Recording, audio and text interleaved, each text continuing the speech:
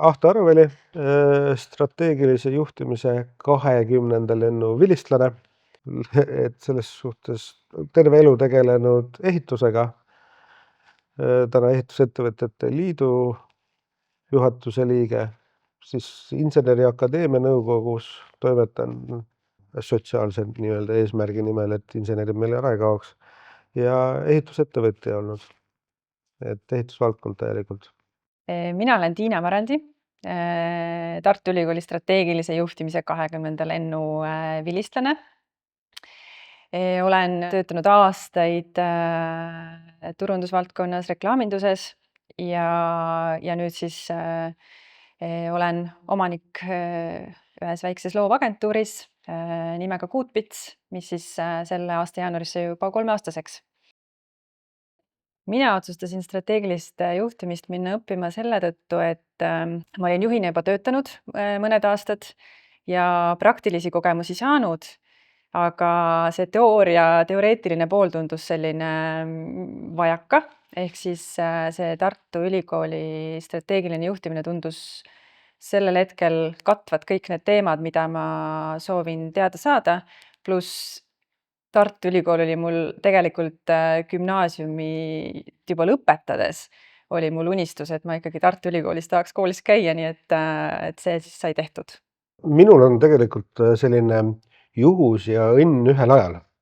Et olin projektijuhist saanud juhiks, lugesin, tundus, et saaks juhina täiendada ennast teoreetiliselt. Alguses oli plaan minna nagu 1 semestriks, aga kuidas siis öelda, juhtus nii, et sai ilusti ka ära lõpetatud. Ehitusvaldkonda või sektorit, kus siis mina olen nagu terve elu toimetanud, et kui sa nagu tuled, ütleme, objektilt töödejuhist või objektijuhist nagu ülesse, siis su areng jääb ikkagi kuskilt toppama, aga mingi hetk sa pead aru saama, kui sa lähed nagu projektijuhist juba juhiks, et sa pead juhtima inimesi, sa pead aru saama oma klientidest ja nagu üldse sellisest nagu suuremast pildist, et seda, ma arvan, meile inseneridena täna nagu ei õpetata ja selles suhtes oli ta nagu väga hea täiendus, kus oli päris palju erinevaid sektoreid koos. See on andnud väga palju julgust ja enesekindlust, et see on, ma arvan, ikkagi iga ettevõtja vastutus ikkagi aru saada, kuidas üks organisatsioon toimib ja kuidas seda juhtima peaks. Ma kindlasti juhin teadlikumalt täna, et ma saan aru mingitest seostest paremini, inimestest paremini, oskan neid inimesi juhtida paremini, ma vähemalt ise tunnen ennast oluliselt enesekindlamana. Noh, ütleme tegelikult see, et eks natuke kuklatunne oli see, et ma võin ju hea projektijuht olla, aga sa tegelikult ei ole hea juht. Ja eks see oli ka see tõuge, et Tartu Ülikooli minna. Aga ilma naljata ma olen seda nagu täna rääkinud päris mitmele kõrgkoolile. Minu arust oli Maja Vadi loeng oli, või kus me pidime seda linnapea ja mis harjutust tegema. Ja ütleme, seal loengus mina sain aru, mis vahe on, et kas sa oled nüüd projektijuht või sa oled juht. Et läksin ülesannet lahendama nagu projektijuht, ma sain niimoodi vastu näppe, et 8-1 oli uni ära läinud. Aga tegelikult sellest oli nagu hästi palju abi, et sa pead nagu ümber mõtestama oma, ütleme, spetsialistist nagu juhiks ja seda teekonda, et sa pead lahendama teistmoodi ülesandeid. Ja suuremalt, demokraatlikumalt ja sellest praktilisest näitest ma saan öelda, minule küll täna väga palju kasu olnud. Oma nagu sektori mullist tulid nagu välja ja kuulasid teisi sektoreid, oli see siis turundus või tööstus või ka avalik sektor, siis sa saad aru, kuidas need ka toimivad, et sellest oli kindlasti silmaringi avardavalt hästi palju abi. Ütleme ka tegelikult, mis oli juures, oli hästi hea, oli ka kaasusettevõte, kus sa said erinevatel tasanditel inimestega nagu kohtuda ja sa mõistsid nagu erinevate tasandite inimeste mõttemaailma või kas või kommunikatsiooni, mis on ülioluline, et sellised harjutused kindlasti muutsid ka enda arvamust. Ja miks ta nagu meeldis, oli see, et sa tegid nagu päris ülesandeid. et sul olid sealt ettevõttest töötajad, noh, oli gruppideks jagatud erinevaid ülesandeid, erinevad semestrid, ma ei mäleta, kas see oli 1,5 semestrit vist kokku või. Et pidime neile lahendama ülesanded, et me teemegi seda, mis nagu ettevõttel vaja on. Et nägime ka ettevõtet seespoolt, et noh, lihtne, mida ma mainisin enne kommunikatsiooni näide, et me võtsime klienditeenindajad, et kas ikka juhtidelt jõuab klienditeenindajani kommunikatsioon või ei jõua, on ju, et see on ju meie enda igapäevaelu üks olulisemaid asju, kas ta jõuab või ei jõua, et ka selliseid protsesse viisime nagu praktiliselt läbi, mitte lihtsalt, et tuubime kuskil, ei. Käisime täitsa ettevõttes sees, kohtusime inimestega, lahendasime nendega koos, et see oli suhteliselt huvitav, peab ütlema. Minu tegutsemisviis kindlasti muutus õpingute käigus, et see on täpselt see, et kui sa saad aru mingitest asjadest või sul on mingid tööriistad, mida kasutada, siis esiteks see teeb su enda tööd efektiivsemaks ja ka enda jaoks nagu arusaadavamaks, et võib-olla see minu häda enne seda, kui ma õppima tulin, oligi see, et eks mul need väärtused ja mingid asjad on ju paigas olnud kogu aeg, et millest ma lähtun, aga võib-olla ma ei osanud neid selliselt sõnastada või neid ka kommunikeerida, et kui sa saad selle pagasi kaasa, et kust mingid asjad üleüldse juhtimisteooriatest tulevad või kuidas mingites no mis iganes valdkonnas on ju, kus sa siis selles mõttes juhtimine on ju palju asju, et sa saad selle pagasi kaasa ja sa oskad seda oma töös paremini rakendada ja ka inimestele arusaadavamaks teha võib-olla mingisugused,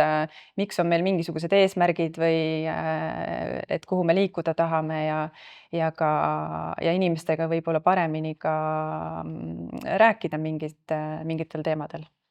Et minu jaoks nagu väga suur väärtus ja samamoodi nagu Ahto tõi selle kaasusettevõtte, et kui sa hakkad päriselt nägema ka sellises noh, mina ikkagi tahan öelda, et mina olen alati ikkagi sellistes väikestes organisatsioonides töötanud, et kui ma näen sellist suurt organisatsiooni, kuidas see toimib,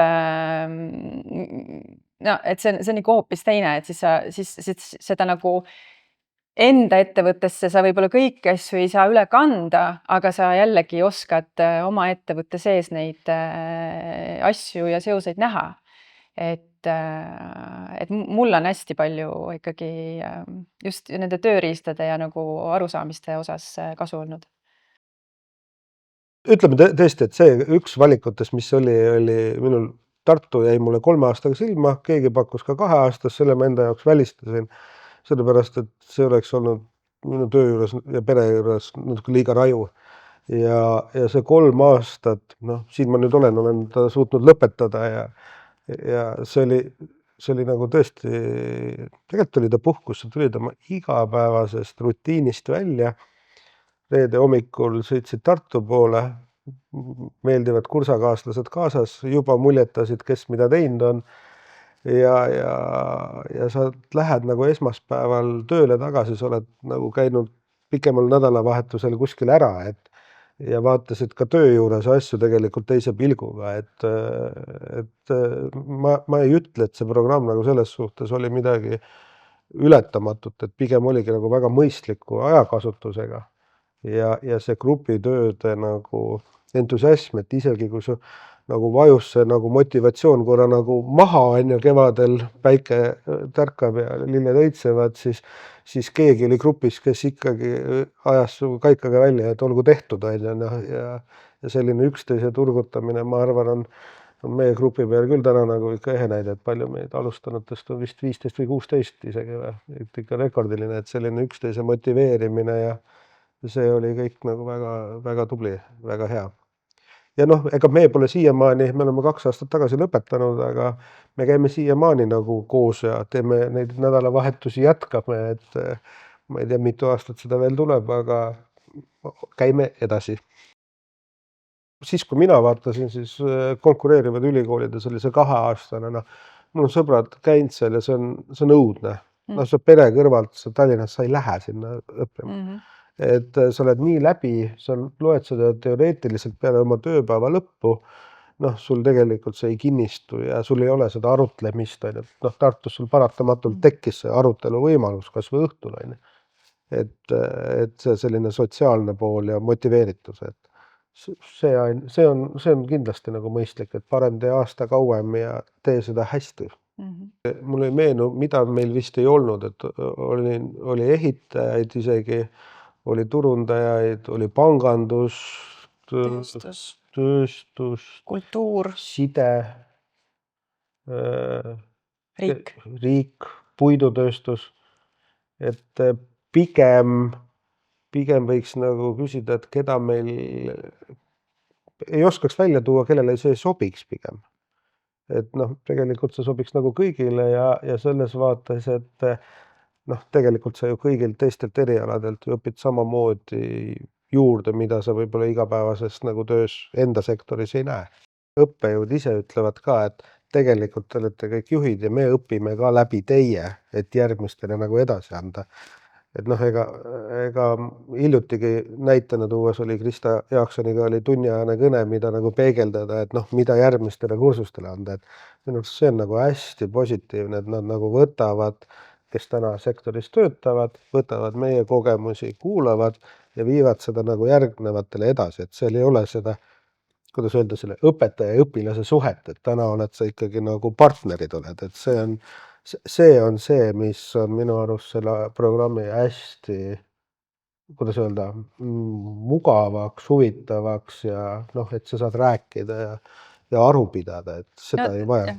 Teistsugune õppekogemus ikkagi, et ma ütleks, et tänapäevane õppekogemus. See on jah, et see, mida me kunagi saime, oli tagapingis ja sulle loeti ette ja anti paks raamat kätte ja olgu essee tehtud, et seda nagu väga ei kohanud, et pigem oli see, et sa nagu pead õppejõuga dialoogi ja toid nagu näiteid, et oli see ükstapuha, mis sektoris seda toodud. Et sa ikka juurde küsida, et tänapäevane õppekogemus. Mina ütlen ausalt, minul oli selline kujutletavus, et sa istudki, sulle antakse ainult lugeda, kirjuta oma kodutöö ära ja ongi kõik, on ju, et sellised on siis tänapäeval oskud, et õnneks ma arvan ka kõigi meie kursuse ja tänaste kursuste õnneks on see 180 kraadi teistmoodi. Okei, jaa, sellega ma olen nõus, jah. Ja ikkagi selles mõttes küll jah, et ega mul ei olnud ettekujutust, ma arvan. Mul eelarvamust ei olnud, aga ettekujutust ei olnud isegi, et see võib selline olla. Jah, vot sellist ettekujutust ka ei olnud, et pigem see oli hästi nagu positiivne. Ja teistpidi see rühmatööde asi samamoodi peaks tooma, et tegelikult noh, kõigil on töö ajal mingi aeg pingelisem või kiire, aga et see, et nagu üksteise nagu motiveerimine või kursakaaslaste nagu kaasaaitamine või isegi kaasa lohistamine, aga sel hetkel, kui tal oli töö juures millegipärast raske, siis üksteist aidati. Et ja kõik, mis on nagu salata, aga sa oled ju Tallinnast ära, Tartus, siis õhtused arupidamised, mida päeval kuuldi, kes kus, mida on läinud, ikka oli põnev. Kõige suurem võib-olla selline väärtus minu jaoks on ikkagi selles võrgustikus, et meil täna on ikkagi mingid kontaktid on meil õppejõududega, me käime iga juuni seal Tartus seminaril, ja mul tegelikult on täna ümberringi need inimesed, et siis grupikaaslaste näol, et mis iganes mul on vaja arutada või on mul mingit nõu vaja või kuidagi, et mul on need inimesed olemas, et võib-olla juhina vahepeal ma jään ka kuidagi üksi siia pusserdama omaette, et siis vähemalt mul on need kontaktid olemas, kellega meil on alati tore arutada, ja nagu Ahto enne ütles ka, et meil ongi traditsioon, et jäänud, et me saame põhimõtteliselt kord kvartalis saame kokku, kus siis me endiselt külastame erinevaid ettevõtteid, me nimetame neid oma inspiratsioonipäevadeks, et kus me siis jälle nagu enamik käib meil kohal seal, et me saame kokku, külastame mingit 4-5 ettevõtet erinevates Eesti osades, õhtul istume õhtusöögilaua taga ja arutame siis, mis me päeval kuulsime ja lisaks siis kõik jälle räägivad, mis nende eludes vahepeal juhtunud on ja mis kogemusi nad saanud on, et see on väga suur väärtus, mille sealt kaasa saad. No tegelikult siit võiks isegi laiemalt öelda, et ka teiste kursuste pealt. et täna vaatad, et ka teiste kursustega see suhtlemine on tegelikult jätkunud või tekkinud, et ka see on seda ringi tegelikult, see ei jää ainult oma kursuseks, vaid viib seda nagu laiemaks. Ja noh, tõesti see, et me käime täna sinna nagu ettevõtted läbi, et tegelikult hoiad sa peale lõpetamist sama värskena ennast, et ja noh, teadmisi, silmaringi, mis seal salata, noh, ütleme, väga häid sõpru ja lahedaid kaaslasi, mida ma arvan, siin lihtsalt Tallinnas aega veetes ei oleks saanud, ma arvan. Et ei oleks toimetanud oma rutiinset elu, aga täna see pilt on läinud hulga värvikirjavamaks. Ainult positiivset sellel hetkel. Et see on ju tegelikult ka investeerimine ju enda inimestesse ja silmaringi. Seesama tutvused, networking. Inimesed on ju, Eestis on nii vähe inimesi, et siin tulebki kõigiga hästi läbi saada ja tuttav olla. Iga normaalne tööandja võiks aru saada, et inimeste arendamisse ja võiks panustada. Nii et igati ma arvan, iga organisatsioon võidab sellest kokkuvõttes, kelle inimene see läbib selle õppekava. No ütleme, kui sa oled täna tööandja ja sul on kuus läheb üks reede, läheb tööandja ajast, Jah, siis see ei ole see asi, mille peale nagu päriselt normaalne tööandja peaks nina kirtsutama, et see on ju investeering ja see on väga mõistlik aeg, et ega see 6 nädalat ei ole. See on üks reedene päev, see on väga mõistlik aeg. jah, ma tahtsin veel seda täiendada, et ma enne küll ütlesin, et eelarvamusi ei olnud, et nagu mul isegi selles mõttes ei olnud mingit ettekujutust, et see õppimine selline saab olema, aga sest ma väga tahtsin kooli minna igal juhul, on ju.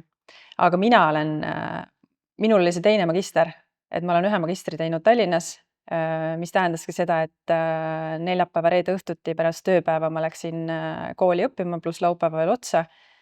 Ja see oli nii raske, see oli lihtsalt nagu, see oli igati nagu sul see ümberlülitamine oli juba nii raske. Neljapäeval lihtsalt tööpäeva lõpust äkki nagu kella 5 ennast kuskile kooli, et mitte ma ainult ei taha, et nüüd Tallinna inimesed sinna Tartusse õppima läheksid, on ju, et kõik võiksid minna, aga lihtsalt, et ma arvan, lihtsalt see, et Tallinnast minna Tartusse õppima on hoopis teine kogemus. Minul oli enne isegi Tartu kohta eelarvamus, aga see Tartus sai minu 3 aastaga mu üks lemmikumaid linnu. Et praegult käimegi siin Delta konverentsidel ja niisamagi, et jumala lahe nagu, kõik on käeala juures ja see nagu soe vibe ja sa oled nagu motiveeritud, et minu jaoks oli see suur üllatus. Et jah. Ja mis seal salata, eelarvamus oli ka minul, et jumal, ma arvan, kui mu õpetajad oleks kuulnud, et ma Tartu Ülikooli lõpetan, lõpuks keegi uskunud. Aga noh, sai tehtud.